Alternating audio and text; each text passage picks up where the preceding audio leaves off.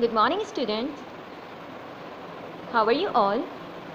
Today is our second class of chapter 1 English. आज हमारी English की सेकंड क्लास है from the chapter where we live now. इसमें हम 2 स्टोरीज पहले कंप्लीट कर चुके थे. Now further we are moving to the other third story. This email is from Jangbo to Asad. इस ईमेल में जंगबू ने अपने फ्रेंड असद को एक ईमेल भेजी है जिसमें अपने शहर, अपने कंट्री नेपाल और इसकी फेमस प्लेस और लोगों के बारे में बताया है. हाय, here in Nepal we have Mount Everest which in our language we call Sagarmata. The famous place in Nepal is Mount Everest. Mount Everest is considered the highest mountain in the world. Mount Everest को पूरी दुनिया का सबसे बड़ा highest mountain कहा जाता है, which is situated in Nepal. And in Nepali language they call it Sagarmata.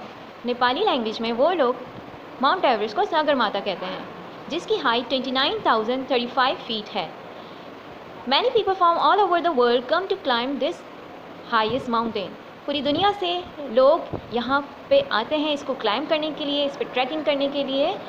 And in 1953 Tenzing Norgay, a Nepali Sherpa, became the first man with the New Zealander Edmund Hillary to reach the roof of the world, which is the mountaineer's name for the summit of Mount Everest. 1953 में एक नेपाली शर्पा यानी कि नेपाल का ही एक भेड़ बकरियां चराने वाला शर्पा था जिसने इसको पहली बार समिट किया था. समिट मीन्स इसकी टॉप तक पहुंचा था 1953 में अपने एक न्यूजीलैंडर दोस्त के साथ जिसका नाम एडमंड हिलैरी था. इस माउंट एवरेस्ट को रूफ ऑफ द वर्ल्ड भी कहा जाता है, यानी पूरी दुनिया की छत, क्योंकि एक सबसे बड़ा और हाईएस्ट माउंटेन है. इससे ऊंची प्लेस पूरी ज़मीन पे और कोई नहीं है, तो इसीलिए इसको रूफ ऑफ द वर्ल्ड भी कहा जाता है. इसी तरह जंगबू अपने फ्रेंड असद को बता रहा है कि लास्ट ईयर एक 15 साल की लड़की ने भी इसको समिट किया था, जो कि वहीं की रहने वाली थी. These high altitudes are too high for horses and cows. Our most precious animal is yak.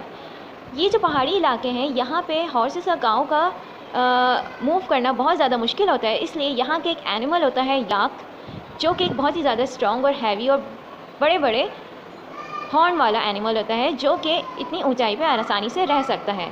The yak has a long thick shaggy coat is the size of a large aux.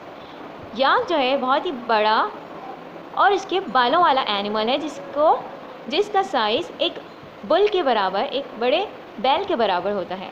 It provides us with food, transport, shelter and clothing. इसी याक से यहाँ के लोग खाना भी हासिल करते हैं, इसको ट्रांसपोर्ट के तौर पे यूज़ भी करते हैं, शेल्टर भी मिलता है और इसकी खाल वगैरह से कपड़े वगैरह भी बनाते हैं. इसीलिए इस तिब्बतन वर्ड याक को, जिसका मतलब है वेल्थ, कहा जाता है.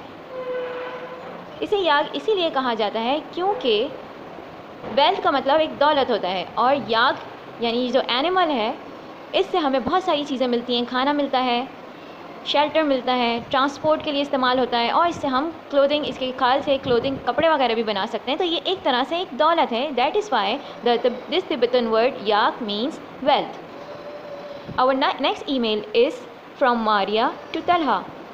मारिया ने तलहा को एक ईमेल भेजी है जिसमें अपने सिटी हवाना के बारे में और इसकी हिस्ट्री के बारे में बताया है. Havana is rich in history. He has wonderful architecture and there is music everywhere. Havana city एक ब्यूटीफुल पुरानी ओल्ड आर्किटेक्चर का सिटी है जहाँ पे म्यूज़िक बहुत ज़्यादा माना जाता है. यहाँ का एक म्यूज़िक, रुम्बा म्यूज़िक, यहाँ की गलियों में, रेस्टोरेंट्स में, बालकनीज़ में जगह जगह सुना जाता है. We love the drums and African rhythm of our Afro-Cuban music. ये जो रुम्बा म्यूज़िक है ये एक एफ्रो-क्यूबन म्यूज़िक है जिसमें ड्रम्स और अफ्रीकन रिदम यूज़ होती हैं, और वहाँ के लोग इस म्यूज़िक को बहुत ज़्यादा पसंद करते हैं. Havana is famous for huge old 1915 American cars with their metal tail fins. यहाँ पे हवाना सिटी एक ओल्ड अमेरिकन कार्स की वजह से भी फेमस है, which we still drive. The people of the Havana also drive this car, which is also old, but they still drive. यहाँ के लोग इस कार को अभी तक ड्राइव करते हैं, हालांकि वो एक पुराना मॉडल है. You can see them painted in many different brilliant colors. People use these cars and paint them with so many colors. इसको कलरफुल सा पेंट करके इसको इस्तेमाल करते हैं. Cuba is famous too. Cuba भी एक फेमस हिस्सा है for its manufacture of sugar and fat Cuban cigars. Cuba शहर में शुगर यानी कि चीनी और क्यूबन सिगार्स बहुत ज़्यादा फेमस हैं. Okay students, these two emails are from the chapter where we live now. So your today's assignment is do question number 1 to 4 given on the page number on the topic under the topic vocabulary. You have to copy down and answer find out the answer of question number 1, 2 and 4 which is given on page number 4. This is your copy assignment. Okay, goodbye.